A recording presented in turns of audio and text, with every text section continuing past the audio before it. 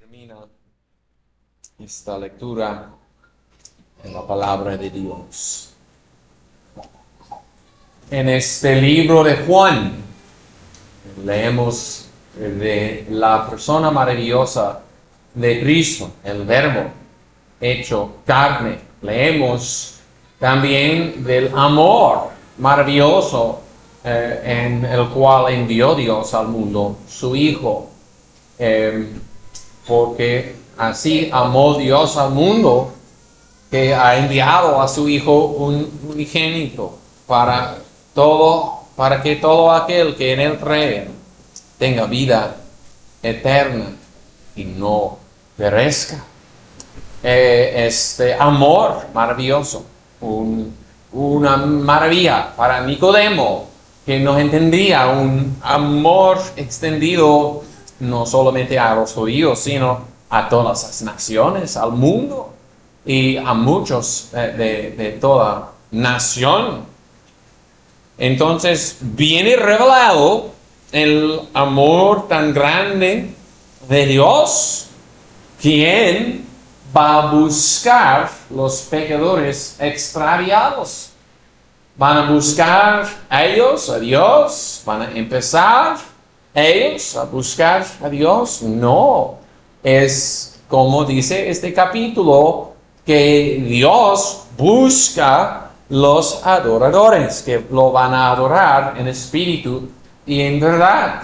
Entonces hay en Dios un amor salvífico, y es Dios que busca a las personas que va a salvar. Y gracias a Dios que vemos la soberanía de Dios en esas cosas. Pero no debemos de correr al extremo entonces de ser pasivos. El amor es Dios. La búsqueda es de parte de Dios. Y por eso vamos a estar pasivos. A ver quién atrae Dios. No es así. Porque Dios, que usa medios para atraer personas para adorarlo, usa medios. ¿Y qué medios usa Dios? Bueno, un medio era la venida de Cristo mismo en la carne. Y vemos allá en este capítulo, Cristo tratando con una mujer samaritana, hablándole, buscando una oveja esparcida. Cristo en su persona buscaba a las ovejas extraviadas. Y de ahí, ¿qué vamos a decir? Cristo ha ascendido hacia los cielos, allá en el pozo de Jacobo, en su debilidad, se paró en el pozo de Jacobo, Jesús, en la tierra, hablándole a la mujer sobre agua. Pero ahora no está en su debilidad Cristo, está en su gloria, a la diestra de Dios. Entonces, ¿quién va a ir a los pozos de este mundo en debilidad, en el calor del día, para buscar a las ovejas esparcidas? Bueno, hermanos, es un deber que el Señor ascendido ha dejado con nosotros, ha dejado con su iglesia, de buscar las ovejas esparcidas. Y vemos que Cristo en este capítulo, bueno, miramos a versículo 35 hasta el versículo 42. En esos versículos vemos que Cristo va entrenando a sus predicadores. Habla en versículo 38 de predicadores enviados. Dios he enviado a cegar lo que vosotros no labrasteis. En mayo pasó en el presbiterio que Cristo envió a un hermano. Se ordenó un hermano. Era un hecho de Cristo desde los cielos enviar ese pastor rey y un predicador de la palabra de Dios. Entonces Cristo usa predicadores a quien deben de imitar. Los predicadores deben de imitar a Cristo mismo. Cristo buscó a esa mujer samaritana y después les dio a sus discípulos una enseñanza sobre cómo conseguir la cosecha de almas, una cosecha de almas. Y es importante notar que Cristo tiene sus ministros enviados, hay un oficio de la predicación de la palabra, hay poco conocimiento de eso en estos días, hay que notar eso. Pero no es todo, porque buscando también a estos versículos, vemos además que Dios usó a alguien que no era predicador ordenado de la palabra de Dios. ¿Quién era? Era una mujer samaritana, últimamente convertida de su vida de pecado por la gracia y poder de Cristo. Cristo desde los cielos usa los predicadores y Cristo usa cada persona convertida para hablar de Él. Es lo que hizo esa mujer. Hablaba de Cristo. Y es el medio. Hermanos, debe de ser una prioridad que tenemos. Que debemos de anhelar la cosecha. Debemos de anhelar recoger al Señor almas en conversión, almas convertidas de sus pecados. Y Dios usa medios. Por eso, usa el ministerio santo y la predicación de la palabra. Hay que orar por la predicación y usa, podemos decir, cristianos y cristianas ordinarios para hablar de Cristo. Era la mujer en su testimonio que atrayó toda su aldea a los pies de Jesús. Entonces, el mensaje de la tarde es que todos, ministros y el pueblo de la iglesia, deben de trabajar para recoger, para ganar almas al Señor. Y tengo entendido que unos hermanos aquí queridos tienen una historia en iglesias donde dijeron, vamos a ganar almas hoy, es decir, vamos a, guiar personas en una oración superficial y vamos a poner marcas. Hemos ganado 5 almas hoy porque 5 personas oraron esa oración debajo de la influencia de mi presión y he ganado ese día 5 almas. Y tengo entendido que hay esa historia y conocemos, creo, que es vacío eso. Pero no quiero que perdamos algo que sí es la verdad de Dios. Y como iglesia debemos de anhelar almas en conversión como la cosecha del Señor. Es el tema de esta tarde y hay 2 encabezados. Aquí, en el primer lugar, tenemos motivos para cegar el campo. Motivos para cegar el campo. En versículos 35 hasta versículo 38.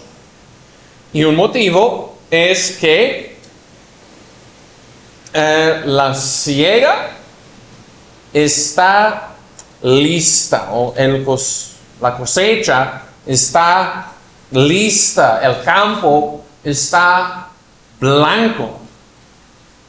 Y tenemos aquí un proverbio común, parece en versículo 35.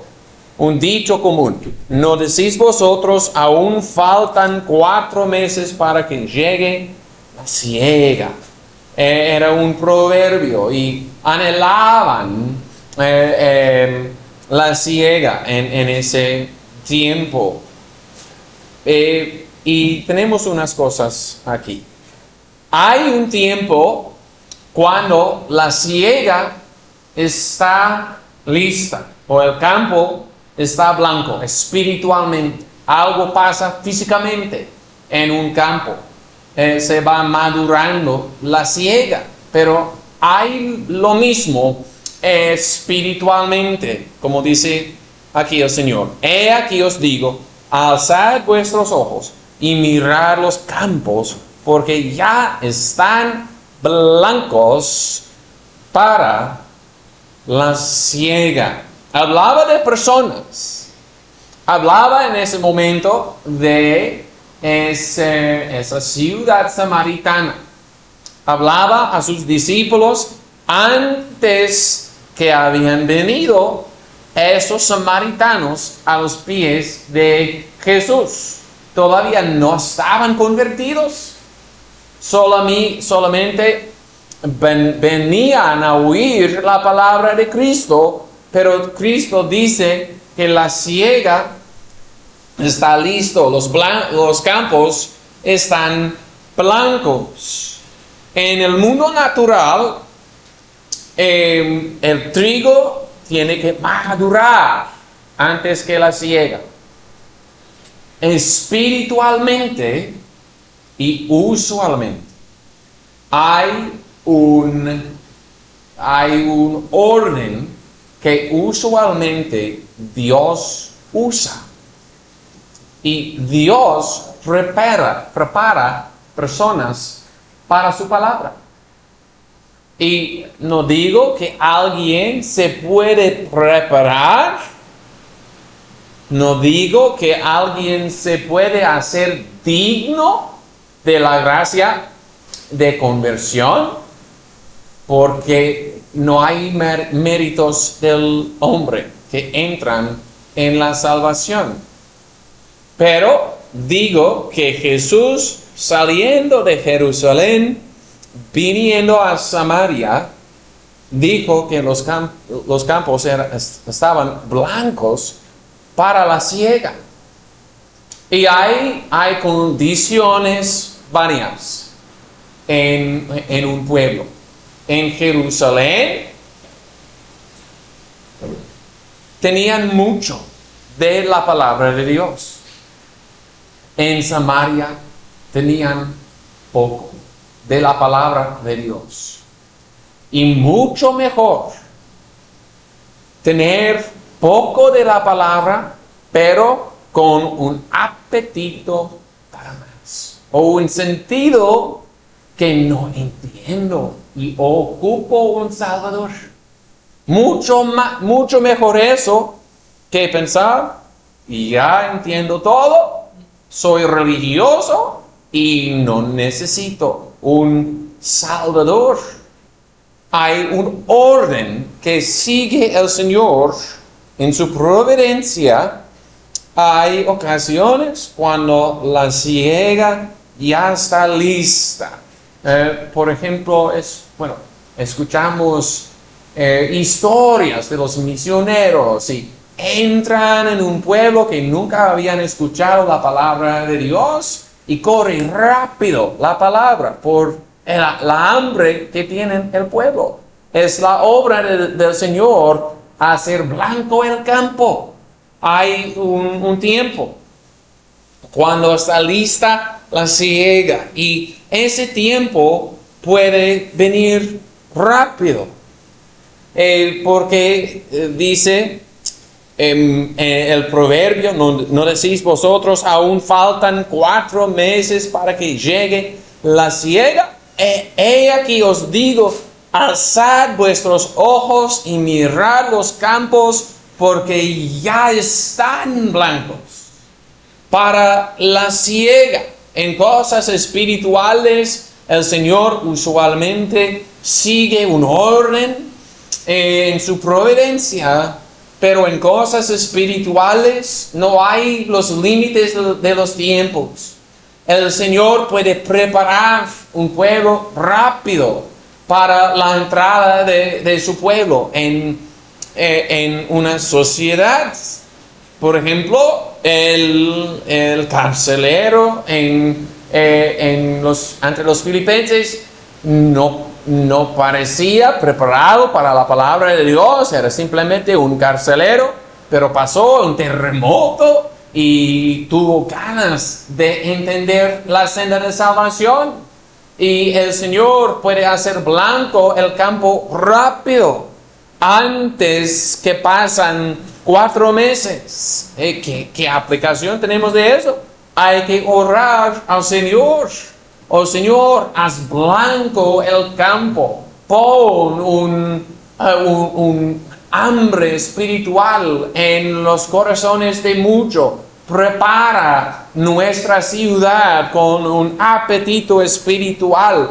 Muéstrales a la persona su vanidad y la falta de entendimiento que tienen. Oh Señor, es tu campo, y dales hambre espiritual.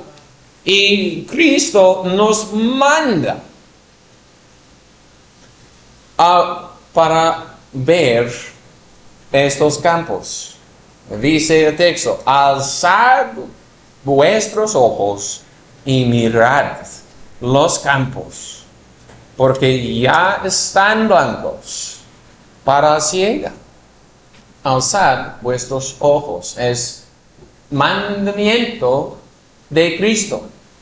Aquí Cristo nos manda sobre en qué debemos de pensar, qué debemos de observar. Cristo nos manda ver con ojos espirituales. Alzad vuestros ojos y mirad.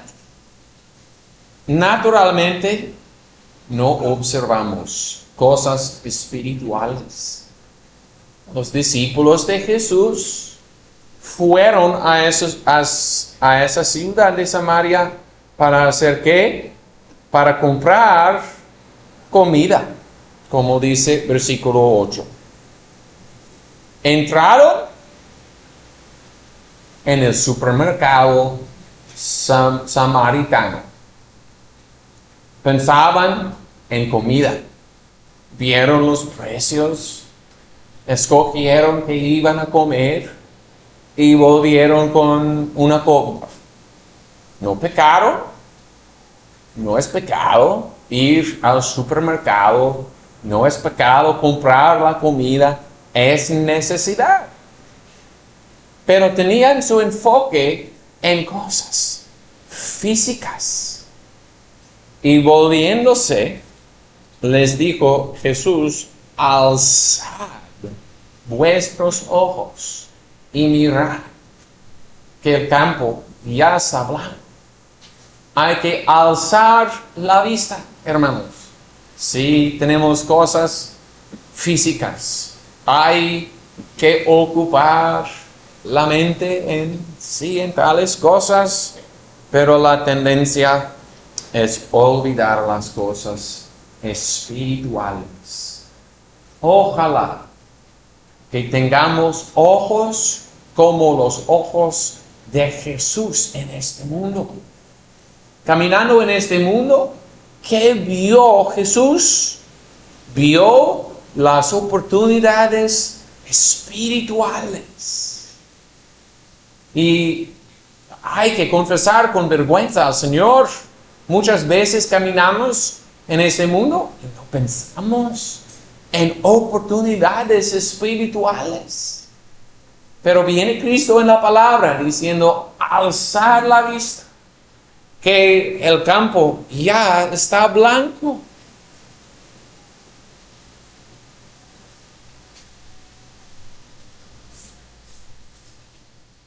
La siega está lista. Hay que pensar en nuestra familia.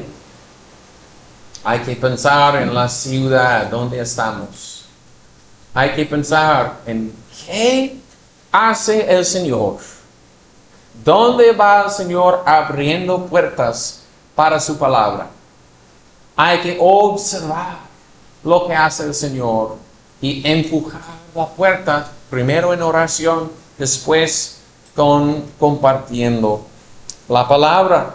Bueno, la cercanía de la ciega nos debe de animar. Y veo eso en nuestra ciudad, hermanos. Veo que hay oportunidades para la palabra, hay puertas abiertas, hay campos descuidados, pero hay oportunidades. Hay que orar al Señor que nos ayude a redimir las oportunidades que tenemos. También la recompensa del obrero es motivo para ganar almas, como dice versículo 36.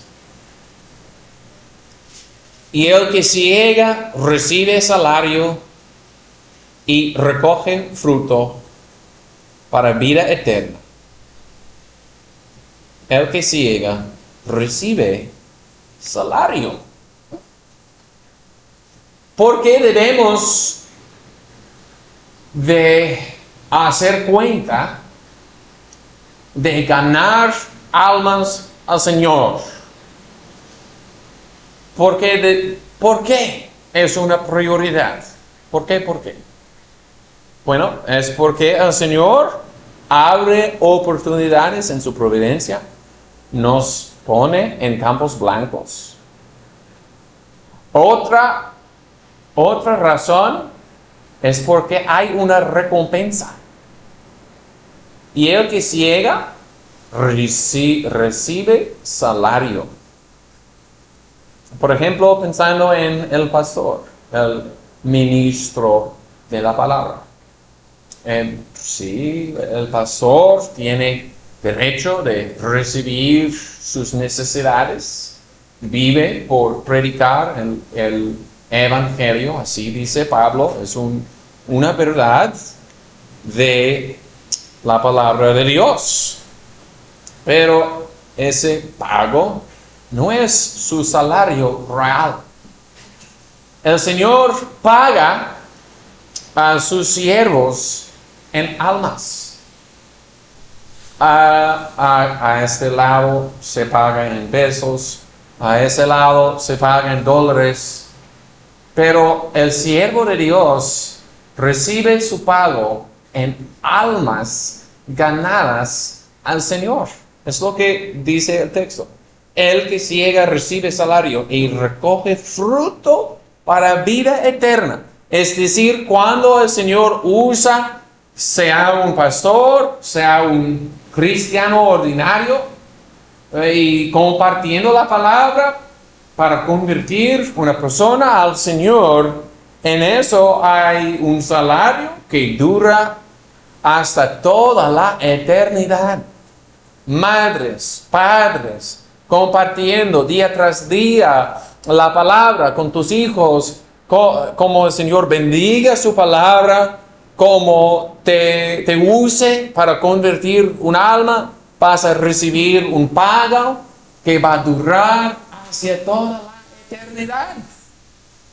Y hay un pastor que dijo a su congregación, tu cielo es 2 cielos para mí. Decía el pastor, voy a entrar yo en la presencia del Señor en los cielos y regocijarme en la presencia del Señor.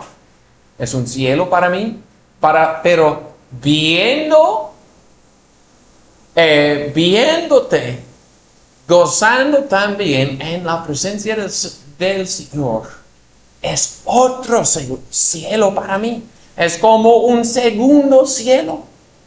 Para toda la eternidad, dice un pastor, voy a gozarme en el Señor, pero voy a gozarme en esa persona y esa persona y esa persona, que también han llegado a la presencia del Señor a través de mí. un vasija frágil y débil. Es el salario con el cual paga el Señor su siervo. Puede ser un pastor, puede ser un cristiano. Es un salario que dura para siempre. Y si quieres dar un salario a tu pastor, ¿qué puedes hacer? Arrepiéntete de tus pecados. Pon tu confianza en Cristo. Ven a Cristo. Y serás tú un pago que dura para siempre. Para el pastor que te predica. Para tu mamá que ora para ti día tras día.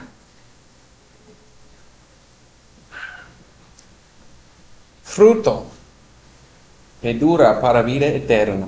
Es otra razón para, poner una prioridad en esta ciega espiritual. Porque debemos hacer caso de ganar almas al Señor por la oportunidad. Los campos están blancos. Por la recompensa que da el Señor. También otra cosa es, la amistad que hay entre el que siempre siembra y el que ciega. Para que el que siembra también se goce juntamente con el que ciega. Porque en esto es verdadero el dicho, uno es el que siembra y otro es el que ciega. Yo os he enviado a cegar lo que vosotros no labrasteis, otros labraron, y vosotros habéis entrado en sus labores. Uno siembra, otro ciega, pero es Dios que da el crecimiento. Es Dios que da la cosecha. Y es difícil ser el que siembra sin cegar. Pensaba en Osea. El profeta Osea predicaba a Samaria. Viene 6 veces en el libro de Osea, Samaria. Predicaba Osea a Samaria cuando fueron en su idolatría y no le hicieron caso al profeta del Señor. Y podía ser que Osea pensaba, no vale nada, que predico yo la palabra. Pero vino en el cumplimiento del tiempo el Hijo de Dios. ¿Y a dónde fue? Fue a Samaria. Y ahí el Señor mismo cegó la cosecha que Osea había sembrado. Y van a regocijar juntos. Ahora, allá está Osea, en la presencia de su Señor, regocijando con su Señor. Osea sembró, el Señor Jesús cegó. Pero hay una amistad entre ellos. El que siembra sin cegar no debe de desesperar. No debe de pensar, no vale nada que siembro y comparto la palabra de Dios. Y hay otros que ciegan sin sembrar. Entran en una situación ya preparada para el Señor y solamente es cegar. Y ese hombre no debe de tener orgullo, no debe de pensar, wow, soy el hombre, aquí voy cegando. No, es que otros han sembrado muchos años trabajando en el calor del día espiritual. Entonces, ten valor. Si compartes la palabra y compartes la palabra, tal vez con tus hijos o las demás personas. Ten ánimo. Porque el Señor puede traer a alguien más y va a cegar a esa persona lo que sembraste tú.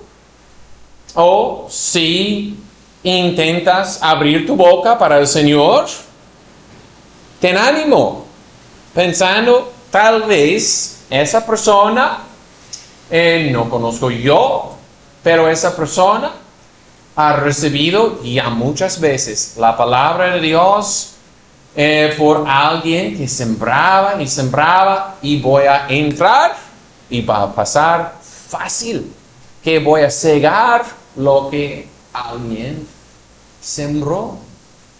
Entonces, debemos, hermano, como iglesia, debemos de tener un enfoque en esto. Primero viene Dios y la adoración de Dios mismo. Es número uno. Pero también como iglesia debemos tener una prioridad, un interés en la conversión de pecadores. ¿Y por qué? Por la oportunidad, por la recompensa y por esta amistad que hay entre el que ciega y el que siembra. It should be a matter of big priority to us. We should be very interested in the conversion of souls. We should lift up our eyes and perceive the spiritual opportunities that God is sending us. The fields are white to the harvest. And God, before 4 months pass, God can make the harvest ready quickly. He can put us in a position where we're reaping what someone else has sown. And He will give us wages. If God uses you to convert a soul, that soul will be your joy and rejoicing to all eternity, and no one will ever be able to take it away. One soul that God uses you to convert will make your heaven 2 heavens, because you'll see that one rejoicing in the Lord. Motivos de cegar la cosecha espiritual. Hermanos, el segundo encabezado es, un ejemplo de cegar la cosecha. Aquí en versículo 39 hasta versículo 42. Vemos aquí un principio de fe. En versículo 39.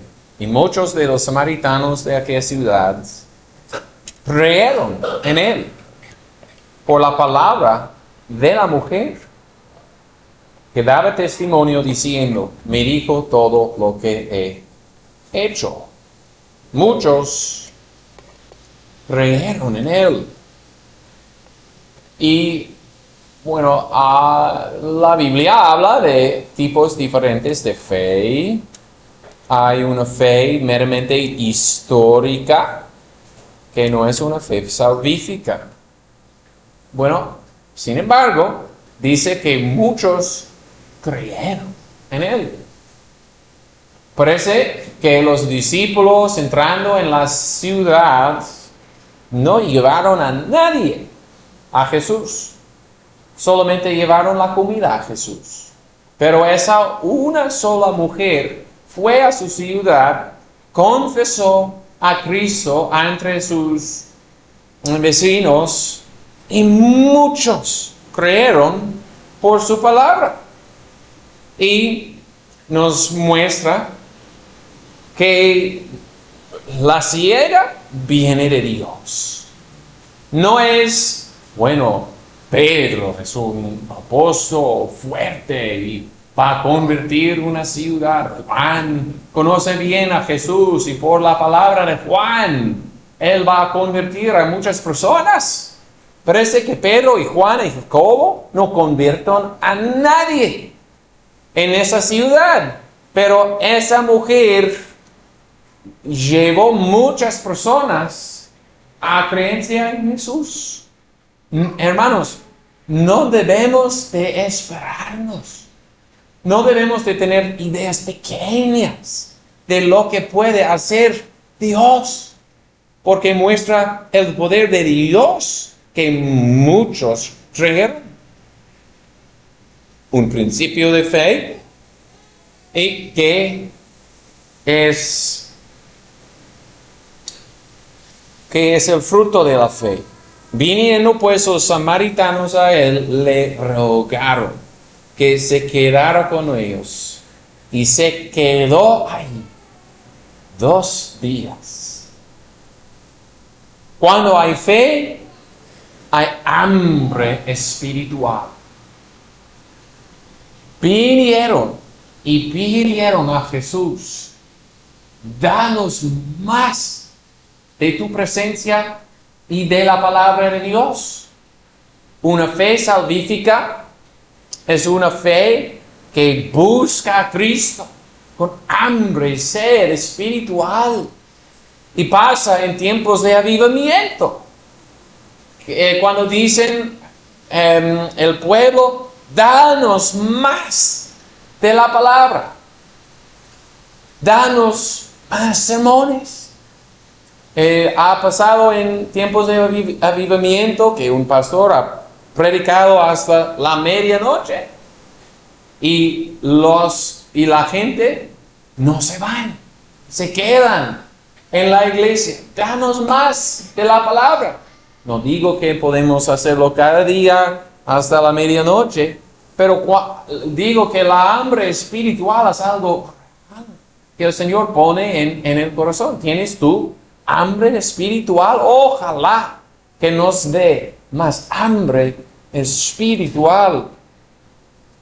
Vemos fe creciendo también en versículo 41. Y creyeron muchos más por la palabra de él. Es un patrón de lo que puede hacer el Señor en un avivamiento. Muchos creyeron, tuvieron hambre, pidieron más de Jesús y su palabra, y de ahí creció más y más la palabra. Y el reino de Dios es como la masa leudada, y penetra y crece la levadura. Así obra el Señor, y fe creciendo y fe regocijándose en Cristo. Y decían a la mujer: ya no creemos solamente por tu palabra, porque nosotros mismos hemos oído y sabemos que verdaderamente este es Cristo, el Salvador del mundo. Y es otro rasgo de una fe salvífica. Y dijeron a esa mujer: ya no creemos solamente por tu palabra. Y el predicador, por ejemplo, de la palabra, regocija cuando escucha personas diciendo: pastor, no es simplemente porque tú dijiste así, pero escuché yo la voz de Cristo y conozco a Cristo. Y la fe salvífica trae gozo.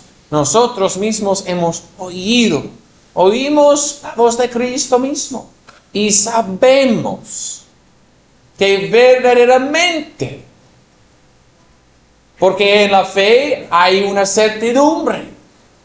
Dijo Job: yo sé que vive mi Redentor. O sabemos que todas las cosas obran para el bien. Sabemos por la fe. En la fe hay una certeza y hay un gozo.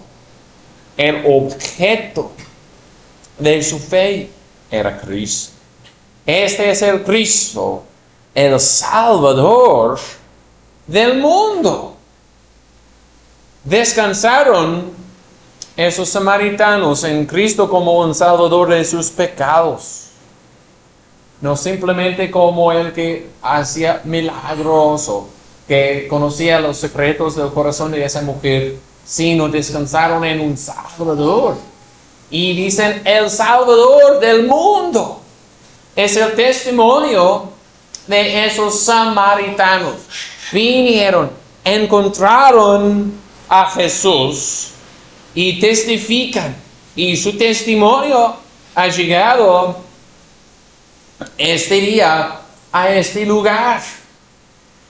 El testimonio de Samaria es que Cristo es el Salvador del mundo.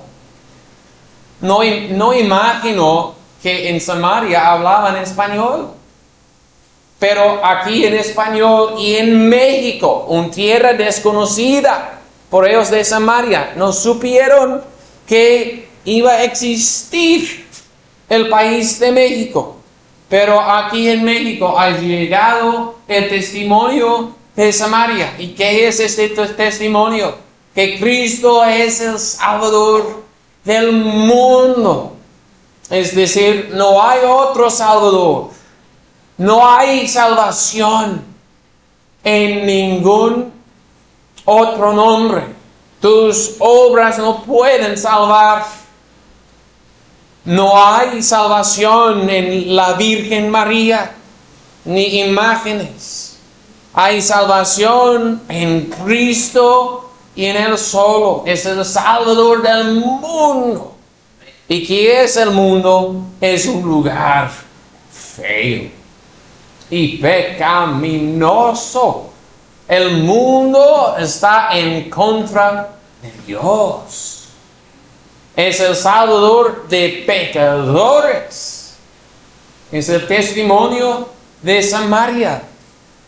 Y el Salvador del mundo, es decir, el Salvador de muchos en todos los países. Un Salvador suficiente para muchos de muchas condiciones. El Salvador de él que ha profanado el día de reposo, el Salvador de él que ha mentido, el Salvador de él que ha cometido adulterio, el Salvador de él que ha codiciado en su corazón las riquezas, es el Salvador del mundo, del pecador más grande del mundo, y no hay Salvador más. El testimonio de Samaria te está llegando este día.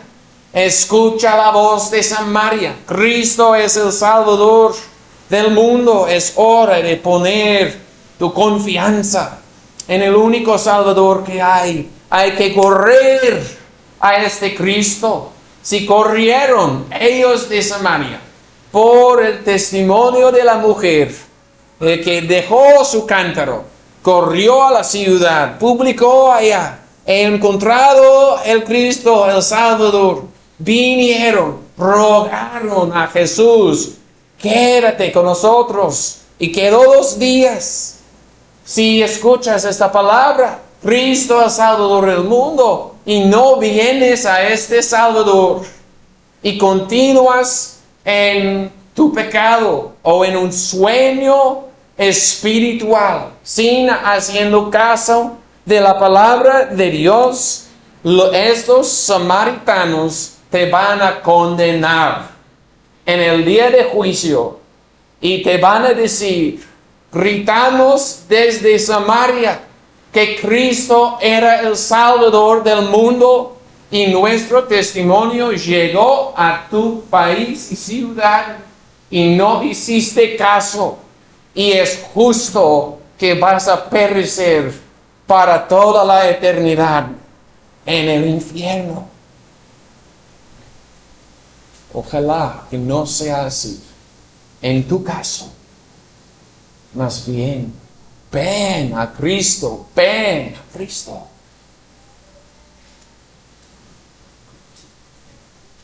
Hermanos, debemos de hacer caso, de ganar almas. Debe de ser una prioridad en el corazón, en los pensamientos, en nuestra congregación y denominación, por la oportunidad que el Señor da, por la recompensa que da, por la amistad que da el que siembra y el que ciega. Y cuando el Señor usa el testimonio, sea de un ministro, sea de una mujer samaritana, vemos que cuando obra Dios, obra poderosamente. Y imagínate que el Señor convirtió a esa mujer pecaminosa. Ella abrió su boca, se convirtió su ciudad y ha llegado hasta aquí el testimonio de ese lugar. Hay que alzar la vista y pensar en lo que Dios puede hacer con una boca que testifica para el Señor. Y hay que anhelar de ganar almas al Señor. When the Lord uses His Word, He works powerfully.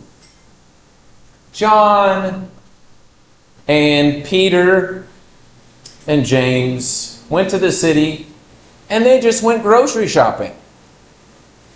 And they weren't even thinking about a spiritual opportunity. But one woman with a very sinful past, Jesus saved her.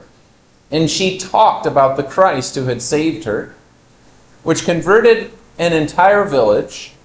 And the testimony of that village has reached here today. We ought not to underestimate what the Lord can do. We ought to desire that He use us in winning souls. Amén. El Señor bendiga su palabra. Puestos de pie, hermanos, vamos a orar.